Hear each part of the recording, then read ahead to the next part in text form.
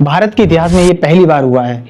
10 सालों में भारत की अर्थव्यवस्था 10वें पायदान से चौथे पायदान में आ गई है।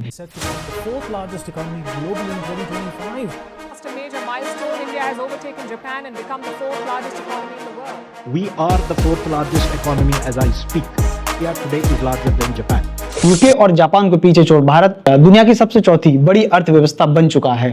भारत के लिए कोई छोटी उपलब्धि नहीं है, ये बहुत बड़ी उपलब्धि है और जल्द ही भारत दुनिया की तीसरी सबसे बड़ी अर्थव्यवस्था बनने जा रहा है। भारत की तरक्की यूं ही नहीं है, इसके पीछे बहुत बड़ी मेहनत और पूरे देश का साथ है। भारत की साइंस और टेक्नोलॉजी इतनी आगे बढ़ चुकी है कि हम कुछ चीजों में और देशों से काफी आगे निकल चुके हैं। एक समय था भारत जितने भी डिफेंस सिस्टम थे रूस और यूएसए से खरीदता था, मगर आज भारत खुद एक एक्सपोर्टर बन चुका है।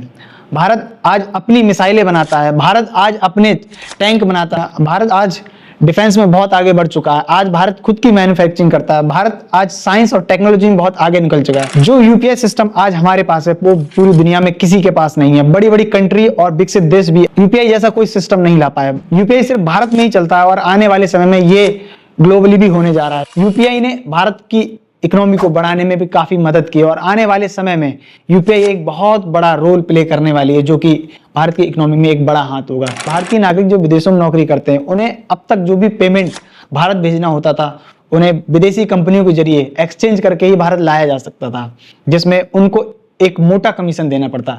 मगर अब ऐसा नहीं होगा क्योंकि यूपीआई और देशों में भी लागू होने जा रहा है। भारत का ये पेमेंट सिस्टम अन्य देशों में जहां भारतीय लोग काम कर रहे हैं वहां से अब डायरेक्ट रुपयों में पेमेंट कर सकते हैं, जिसका करेंसी चार्जेस बहुत ही नाम मात्र का रहेगा।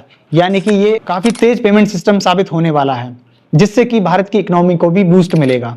आने वाले समय में भारत यूएलआई को लाने वाला यूनिफाइड लैंडिंग इंटरफेस, ये एक ऐसा प्लेटफॉर्म है जहां अब तक लोग यूपीआई से एक दूसरे को पेमेंट करना आसान था। ऐसे ही आने वाले समय में छोटे उद्यमियों के लिए गवर्नमेंट लोन देने के लिए ये योजना लाने वाली है, जिससे कि बहुत ही आसानी से कोई भी व्यापारी, छोटा मोटा व्यापारी अपनी जरूरत के हिसाब से लोन ले सकता है और ये लोन पेपरलेस होगा, 100% पेपरलेस होगा और कुछ मिनट और कुछ सेकंडों में इसका सेटलमेंट भी हो जाएगा। भारतीय सरकार इस चीज पर जोर दे रही है, जो एमएसएमई, छोटे एमएसएमई हैं उनको आगे बढ़ाया जा सके, जिससे कि हम मैन्युफैक्चरिंग हब बन सके, ज्यादा से ज्यादा निर्यात कर सकें, जिससे कि भारत की इकोनॉमी को बहुत ही ज्यादा फायदा मिलेगा और लोगों को रोजगार भी मिलेगा। आज का नया भारत वर्ल्ड क्लास इंफ्रास्ट्रक्चर पर काम कर रहा है। हमारा बेहतर इंफ्रास्ट्रक्चर कहीं ना कहीं ये रोजगार को भी बढ़ावा दे रहा है और हमारी इकोनॉमी को भी सुधार रहा है। भारत आज दुनिया में सुपर पावर बनने की राह पर है। दुनिया भर में भारत की चर्चा होती है। पहले के मुकाबले भारत आज काफी ताकतवर हो चुका है। भारत की अर्थव्यवस्था मजबूत करना सिर्फ सरकारों की जिम्मेदारी नहीं है, ये आम नागरिक की भी जिम्मेदारी बनती है।